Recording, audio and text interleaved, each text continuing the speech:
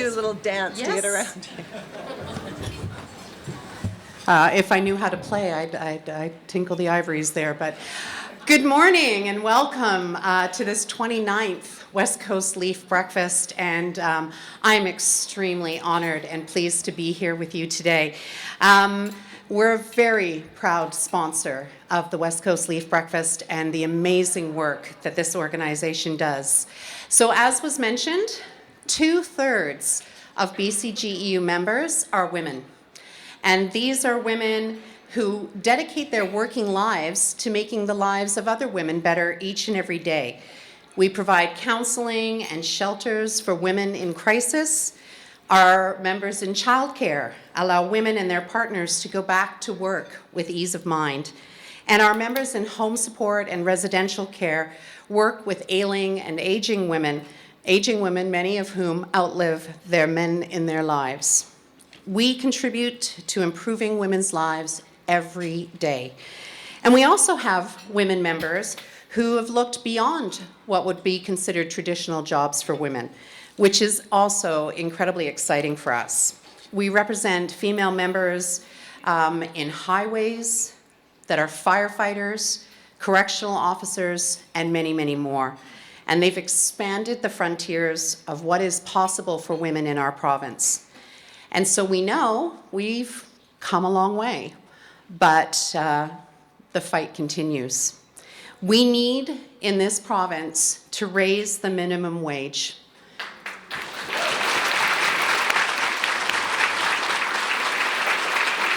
We know that the vast majority of women who earn workers who earn less than $15 an hour between the ages of 25 and 50 are actually women. We need to campaign, we need to demand accessible, affordable childcare. And yes. And we need to continue to push for answers to questions on our missing and murdered Indigenous women.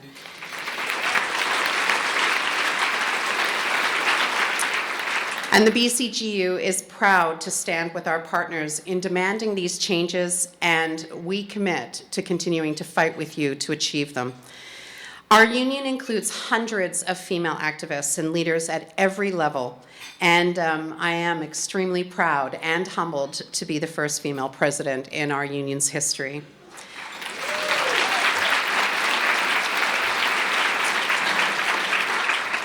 And as I said, we're extremely excited with our association with West Coast Leaf, and I'm thrilled to be asked this morning to introduce our keynote speakers, Michelle Landsberg and Alana Landsberg-Lewis.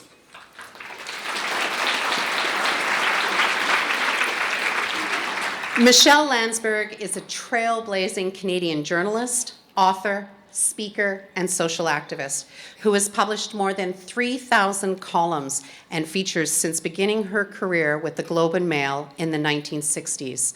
She is an outspoken advocate for women and children, human rights and social justice, and one of the first journalists in Canada to provide a feminist interpretation of the news.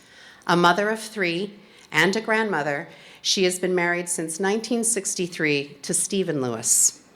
A feminist hero and unflinching activist, Michelle is an inspiration to all women who are fighting to see that our revolution continues. Joining her this morning, her daughter Alana Landsberg-Lewis worked with her father to establish the Stephen Lewis Foundation. The foundation works directly with grassroots organizations in sub-Saharan Africa in their struggle to turn the tide of the AIDS pandemic. Alana is also a labor and human rights lawyer. Prior to creating the Stephen Lewis Foundation, she spent 8 years at the United Nations Development Fund for Women, also known as UNIFEM. She worked to strengthen the UN's implementation of the Convention to Eliminate All Forms of Discrimination Against Women, CEDAW. Alana was instrumental in launching the United Nations Trust Fund on Violence Against Women.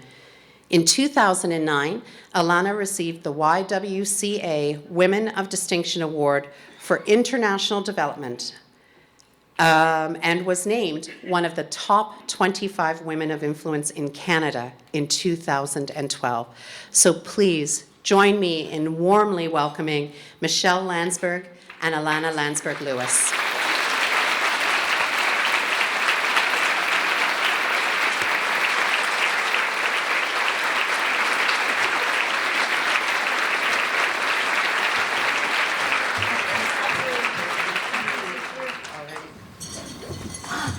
Careful what you want.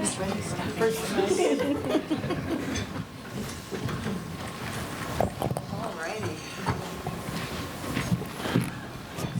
Just over your shoulder. Okay, good morning. Can everybody hear me? We're wearing mics now. Sound is good? Okay. Michelle, I'd like to start with you because we often say children are our future. And you obviously have raised one feminist daughter here. And of course, we know all of your kids are feminists. And we want to know, what is the trick for raising feminist kids? In 2 minutes or less.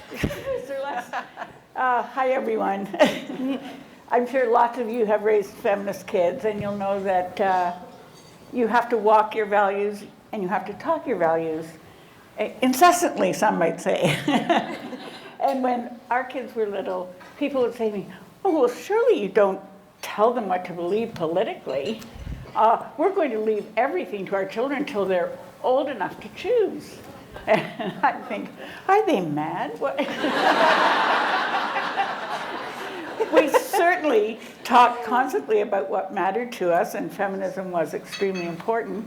And we tried to live by those values, and it's hard. That is not easy in our culture. You have to make decisions that are tough.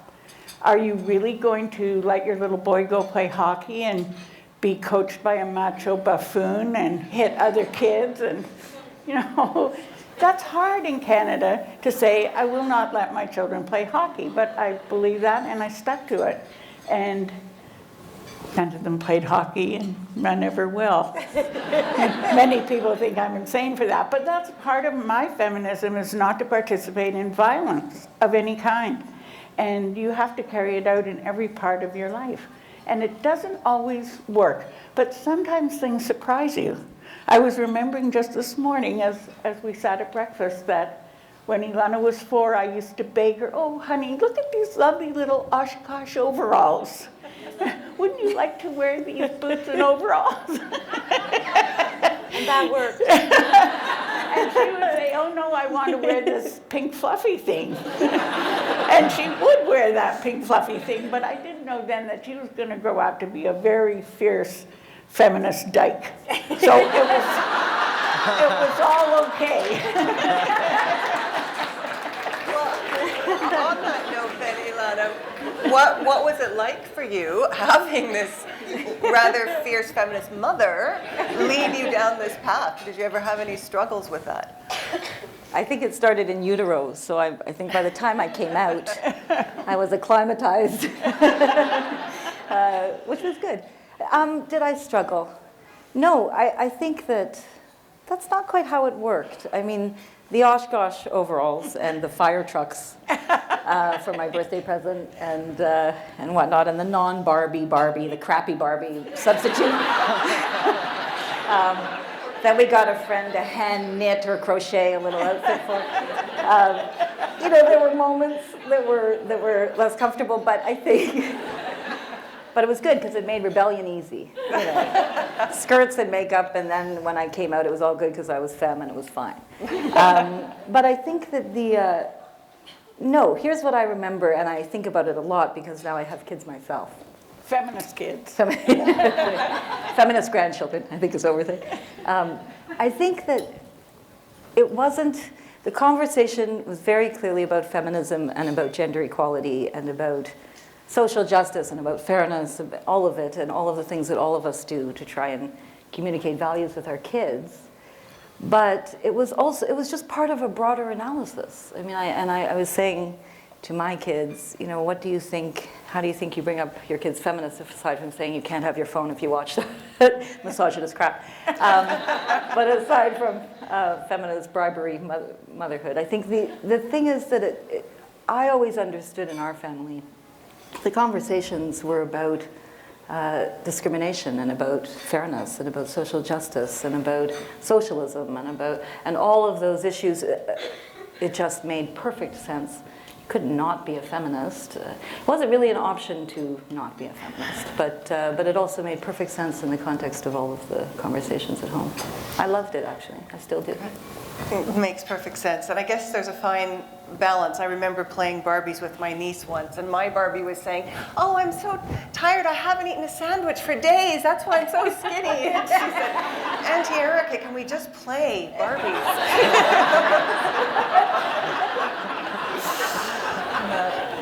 So from lots of laughter to a little bit more of a serious topic, I'd like to touch on sexual violence. Most recently, of course, the Jian Ghomeshi trial has been in the news, the defense trying to discredit the witnesses. A lot of women on social media saying that this is yet another reason why I would never testify in a case like this. Look what happens to women when they speak up. Michelle, what are your thoughts on how women testify and how women who testify in these cases are treated? Well, I think everyone in this room would agree with me that it was appalling to watch the terrorizing of those assault victims in the court. It was exactly what we've all been fighting against for so many years. But in a broader perspective, when I was a young woman, rape didn't exist, apparently. If you read the newspapers, you didn't read about any rape cases. And in fact, I distinctly remember in grade 9 Latin class how they told us that the rape of the Sabine women, that was the official title of the poem, of the passage, was not about rape, it was kidnapping. Rape was obliterated. And now it's a national conversation. Sexual assault is discussed widely and intelligently outside of the courtrooms. The courtrooms are a nightmare, and I think until we change the law profoundly and the practice of the law, we're never going to see justice for women ever. Could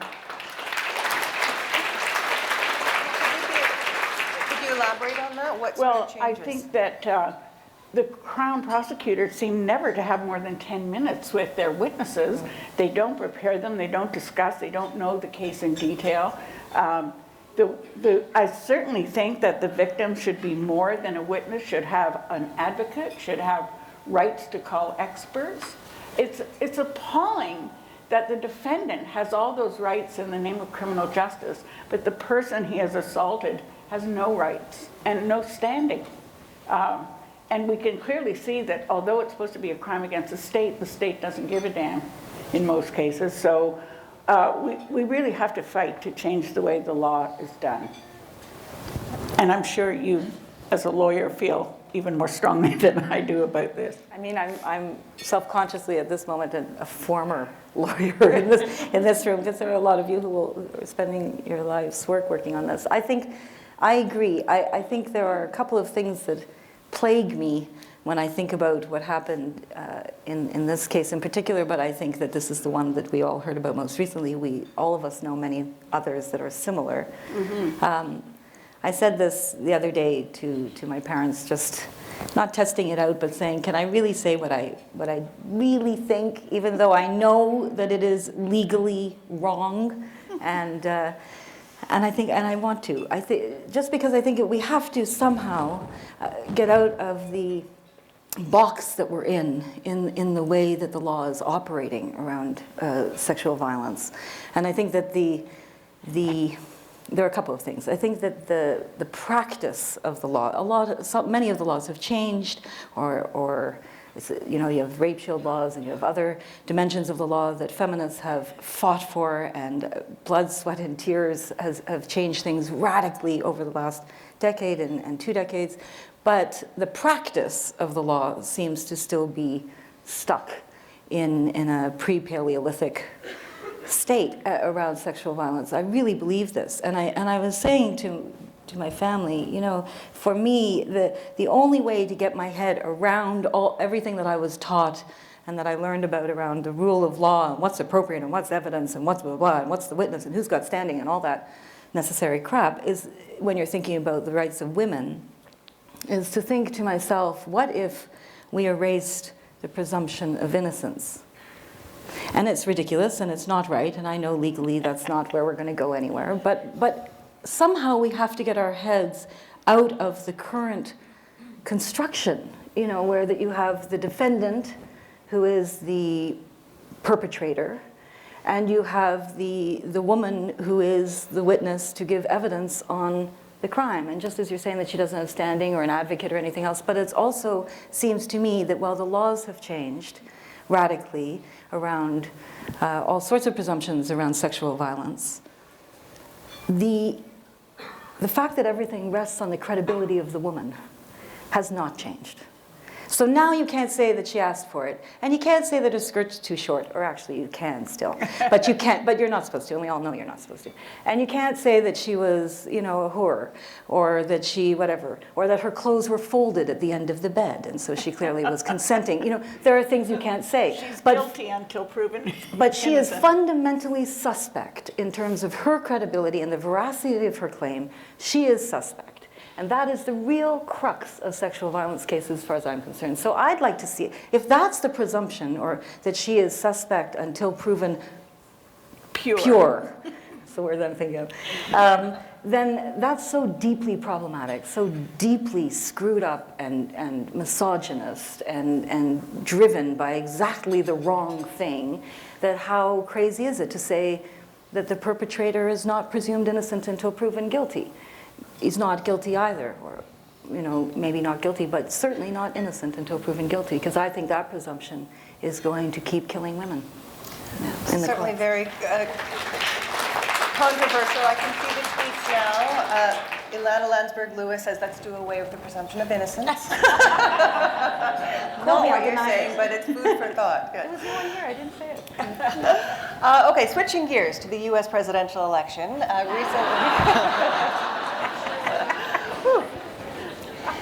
Recently, okay, where do we begin? And we only have a limited time here, but I'd like to talk about Gloria Steinem, well-known feminist, activist, of course, recently got in hot water for saying a few things, one of them being she was encouraging women to vote for Hillary because she is a woman.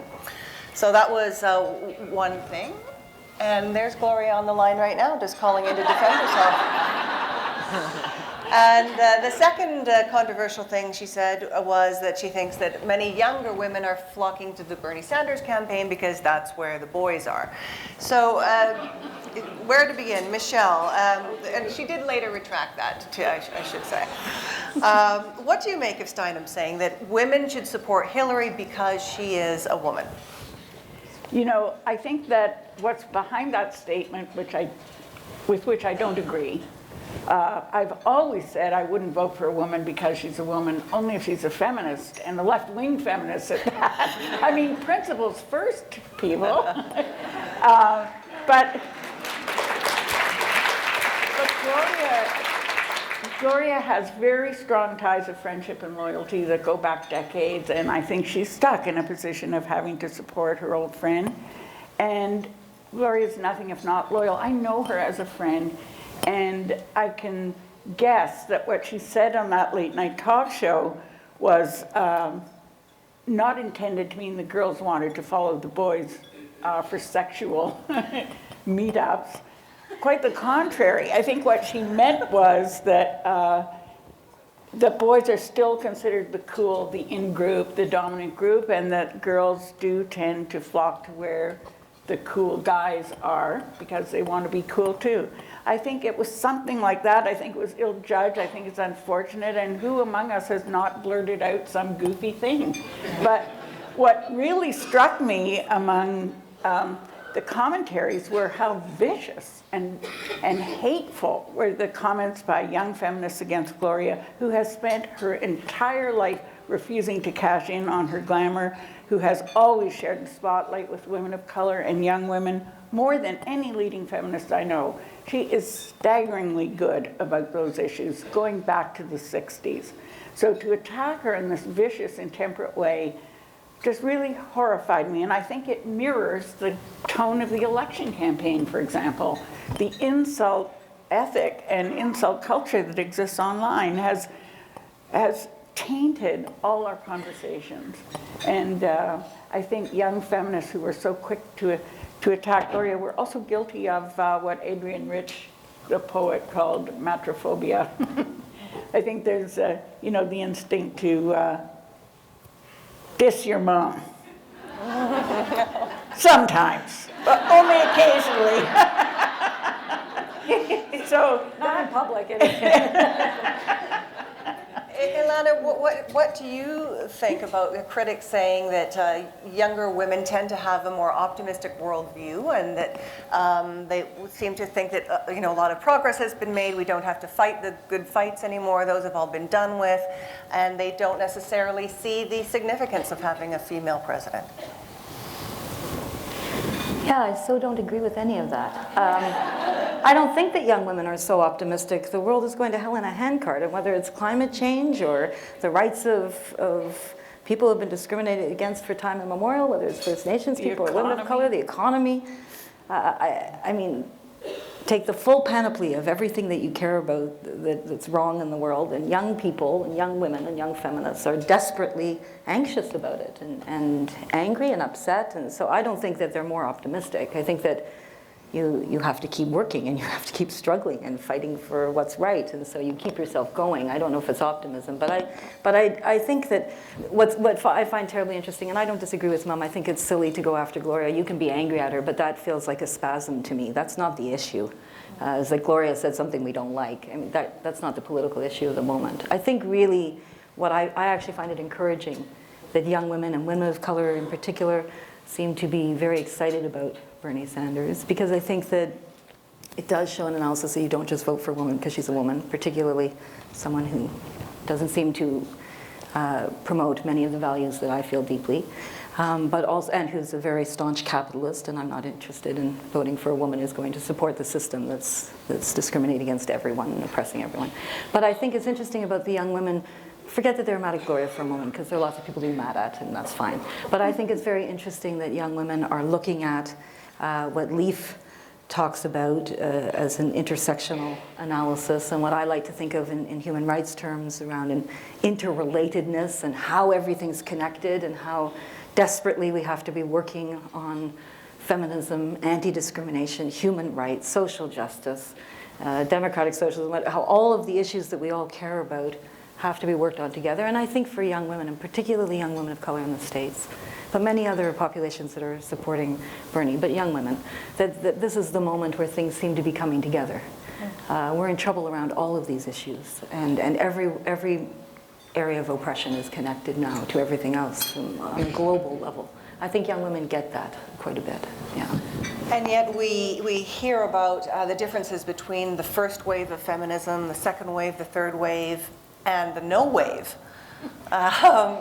Michelle, what are your thoughts on that? Yeah, flatliners. Look, I've never met anyone who wanted to be exactly like their mother. Have you? And I think that it's totally, it would be eerie if the second generation of feminism or the third were identical in all their views. They're meeting fresh challenges. Of course they're going to have different views. And this intergenerational hostility, I think, is largely a creation of the media. And the media are becoming more and more shallow all the time as they desperately scramble for the, you know, the ads and the readers. And I think that whipping up a false conflict is the easiest way always to frame a story. So I don't think that there's that much tension between generations of feminists. I really don't. If they're really feminists, of course, then there are the sunny day feminists. Oh, yippee, we'll have a woman on the currency, then it's all fixed. I mean, I like that there'll be a woman on the currency, but it's really not the beyond the end all.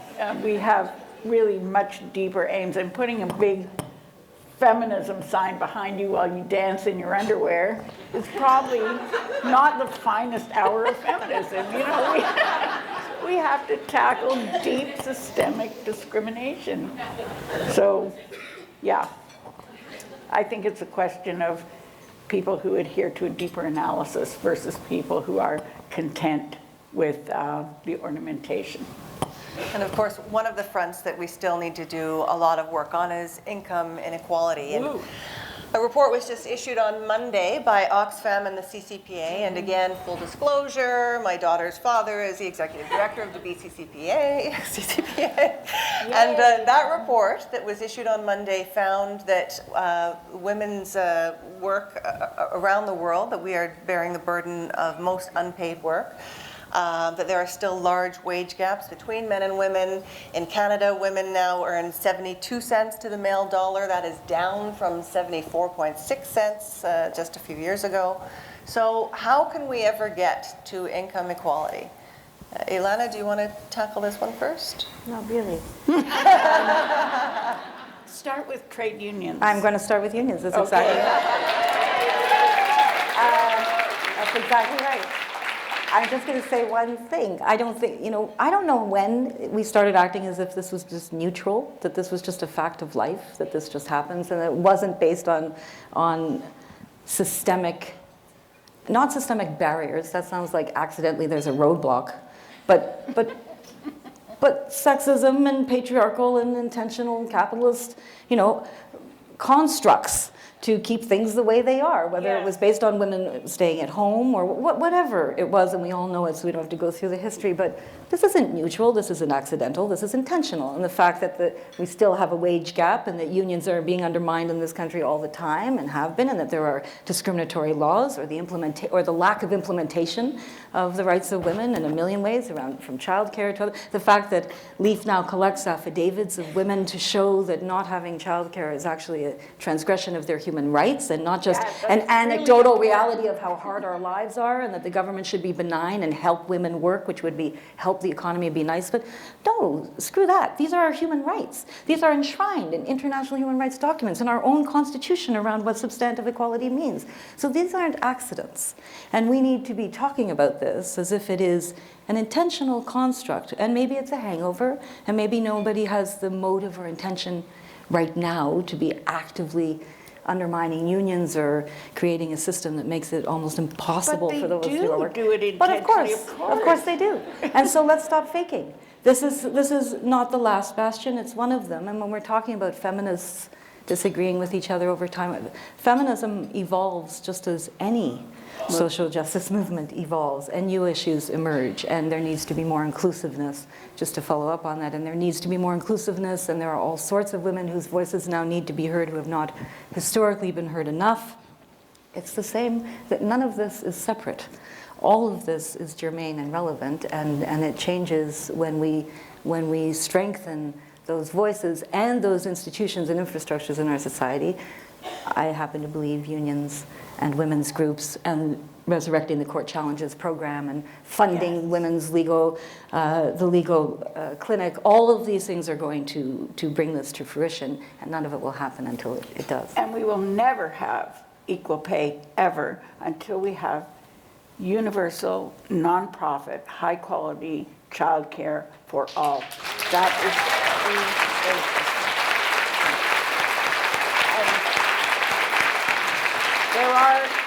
There are some commentators in the national media who live in their own little privileged white bubble who say, oh, it's just because women want to stay home with their children, it's their own fault. Nonsense. Every person has the right to work to her full capacity, but can't because there's no proper childcare system. So until we do that, we'll never have equality. That's the sine qua non. Yeah, I agree. Okay. Ilana, let's talk about the international scene, because that's where you primarily are doing your work now. What can Canada do? What are some of the key areas we need to address to advance the feminist agenda? In 2 seconds or less, what can Canada do on the international scene? I mean, can I just choose a couple of things I'm particularly interested in right now? I think that it's nice that we have a prime minister who called himself a feminist. I think that is nice. That's just nice. And it's satisfying, and it makes for good tweets. And since tweets are so short, feminist takes up most of it, so it's hashtag fempm, that's kind of cool. But, so that's great. But that's not feminism, and that's not women's human rights, and I think that there's so much going on internationally. It seems kind of silly to try and talk about anything meaningful in 1 minute, but I would say, given the work that I've been doing, not over the last decade, but over the last 2 decades, there are the chill that some of us have perhaps been feeling around a dynamic tension between fighting for human rights and a more equitable world at home and turning our eyes beyond is a false one. And I think that Canada has an extraordinarily important role to play in the world of, and specifically around what we're talking about this morning, in the world of women's human rights and feminism. You know, you do a CEDAW report card, LEAF, which I love. I always wanted to work at LEAF. I don't think I ever told you that. No, it really was my aspiration as a young lawyer. I wanted to work at LEAF. And part of it was because of this lens around women's human rights. And when I went to the UN and I was working on the implementation of CEDAW, I'll never forget how Canada came to the CEDAW committee to report and how ashamed I was. It wasn't because I feel so much of an affiliation as a patriot in the UN. It wasn't like that. It was just, it was shameful how Canada came to report to the CEDAW committee and said, everything's great. I mean, look at our constitution. We're fantastic. I mean, compared to Afghanistan, they're reporting right after us. I mean, and it was so shameful. And there was nothing about Indigenous women, and there was nothing about what we call, or what some have called, what they call in the UN sexual minorities, and there was nothing about particularly vulnerable populations, and we were just congratulating ourselves, or they were congratulating themselves as the government. And so I do think that one of the things that, I think there are 2 things. One is that we have to hold our government accountable now. And I think that there's more opportunity to hold this government accountable because they seem to be making that possible. And I hope that they mean it. And I hope that we don't get too happy about having a prime minister who calls himself feminist, that we don't use the mechanisms that we used to use in our society in Canada to keep the government accountable. And I think part of that is pushing. We need a national women's organization again. And we do. And we need to, and the Court Challenges program, all of it. But I also think that we have to now push this government very hard to play the role internationally that it must play around being a broker, around significantly increasing the amount of funding and the amount of money that we always promised to give to the UN, to international development, to human rights work. And I think there has to be a real push now for us to say to the government, it's just time for you to step up around women's rights around the world. You have a role to play and you absolutely must play it, and stop sitting on your laurels. They did make a very important first step in restoring funds for reproductive rights to that maternal health aid. That was terrific that they did that, yeah.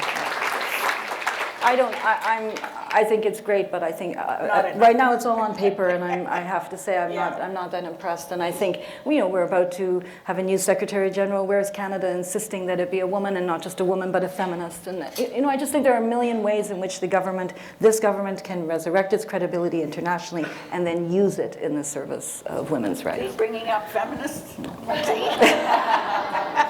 Okay, we just have a few minutes left, so I'm going to ask both of you a few questions, and if you have just some brief answers. Of course, this one is not a brief question.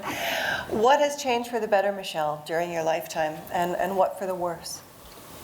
I think almost everything has changed for the better. One, that there's an enormous number of men who are conscious now of egalitarian ideas, who stand with us on many important demands and struggles. That is completely new and was totally non-existent when I was young. And I think that just the fact that the whole country was talking about, in the Gomeshi case, sympathetically and with some sophistication about what happens to women as assault victims, that is unbelievable that the population has come to this point. So I think in general, we have miles to go before we sleep, but a lot has changed culturally and in our attitudes. And now we're all caring about the missing and murdered Aboriginal women. There were a few feminist journalists in the 80s and 90s who were already writing about this, and it was just scoffed at or ignored. this has completely changed. I'm thrilled at a lot of the progress we've made. Yeah. And Ilana, what do you think has changed for the better? Well, I agree with Mom, and Mom has the longer view of it. So, disagree. I think a lot has changed. I'm very encouraged by the way that I see feminism and social justice activism embracing the concepts and the norms of human rights and how to push for human rights, and how that means that we have to be fighting across a range of issues so that people who are struggling to subdue the AIDS pandemic, and particularly with gender inequality driving it both on the continent and with women fighting for rights to, everybody fighting for the rights to childcare policies, etc. Whatever it is, whatever the issue is, that I think there is now a greater understanding amongst those of us who are fighting the good fight in all of the different ways that it gets fought, whether it's disability rights or the missing Aboriginal women, that we do have to have a coherent ideological approach and platform. And when we don't always see eye to eye, that we have to find ways to work together. That is tremendously important for the labor movement and the women's movement and for women of color and First Nations women, that we can't afford the divides anymore. That we all know this, that who profits when we're at each other's throats, who profits when we're not supporting one another, that the stakes feel to me higher than ever now, because things are getting, I think, increasingly dangerous for all of us and precarious. And so what I think has changed, I think, and I hope, and maybe it's just my own optimism, but I think that this is an ode to relief now, and that I see increasingly women leading the charge on this and understanding it and having much more inclusiveness in the way that we're fighting these fights. And you touched on that increasingly, slowly but surely, we're seeing more women in leadership roles. And I'm wondering, what do women do, or what should women be doing differently in leadership roles than we see men doing? Michelle? Yikes. What should women be doing differently? I think we see a lot of examples of that. One example that comes to mind, because we were chatting about it last night, was Carolyn Bennett as the minister, the cabinet minister who's going to take on the inquiry into the missing and murdered women. She's consulted first with the communities involved.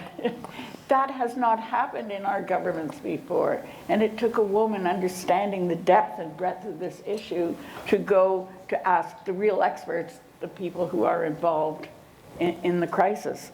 I think that women do tend to be, well, feminist women in particular, as Carolyn Bennett is, tend to be more inclusive in their approach. They understand sisterhood to mean equality, and no one taking over a cause and running it from the top, but really reaching out inclusively. I think just what Ilana said, I think that's what feminists do better.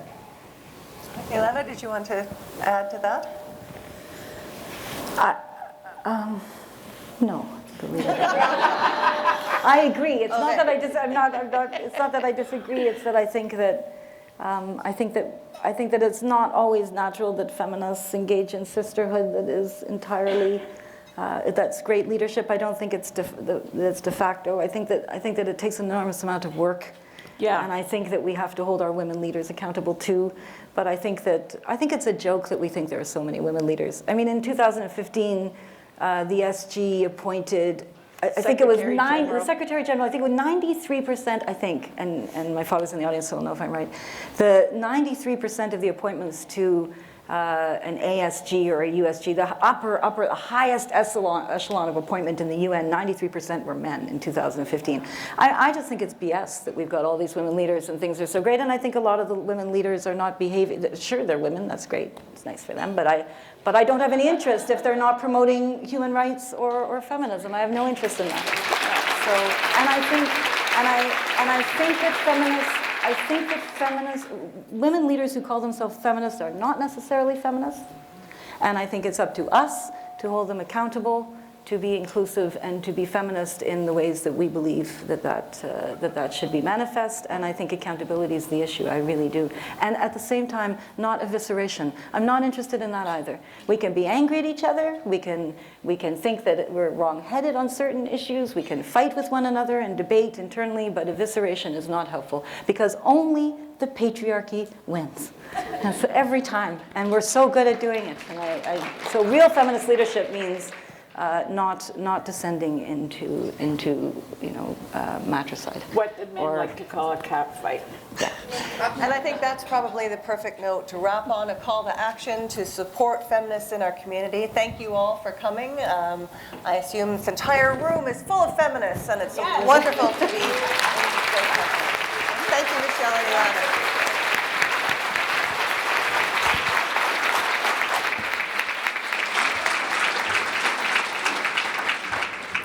Good morning, I'm Robin Trask. I'm the chair of Westcoast Leaf of the board. And thank you. And I have the honor today of thanking Erica and Michelle and Ilana for hosting this conversation and sharing their very thought-provoking thoughts with us. And I'm sure everyone here will leave today and go away and continue this conversation in their workplaces and elsewhere. We have some small gifts for you that I'd like to give you.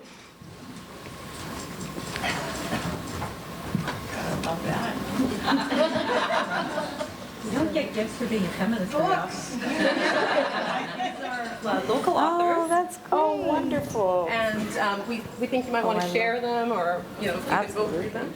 Or make our feminist children read them. Yeah. Thank you. Thank you so much. And Erica, seeing how you live in town, you get flowers. Oh, very nice. Thank you so much.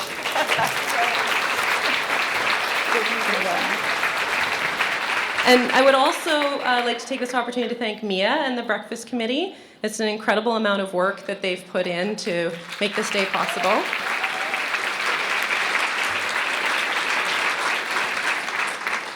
Additionally, I want to thank all of you for being here today and for all of your support of Westcoast Leaf.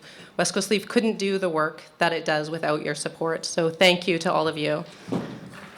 And I believe the silent auction winners are now up on the screens. You can collect your silent auction winnings outside.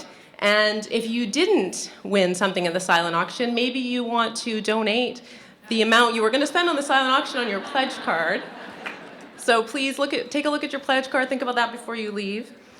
And also, my last note is that sponsors, monthly donors, and anyone who's made a significant donation today is welcome to join us at a reception, which will be just down the hallway, this room that says boardroom, and where you can meet Erica, Michelle, and Ilana. So thank you all for joining us today, and enjoy the rest of your day.